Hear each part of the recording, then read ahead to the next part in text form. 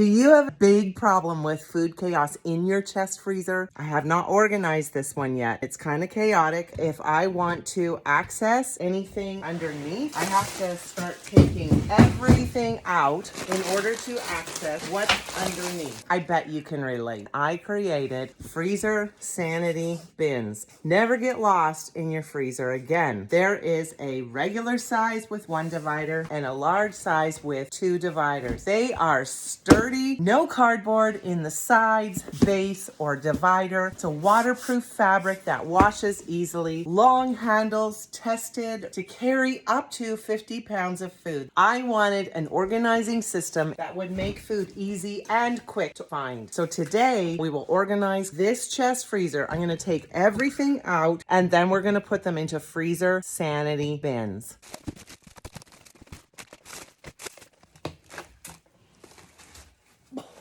Last box, way down at the bottom.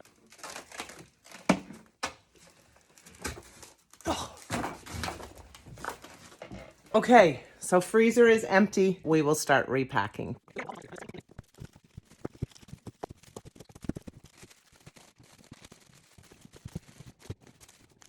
So I was able to put them into 5 freezer sanity bins. And now we are ready for the magic to begin.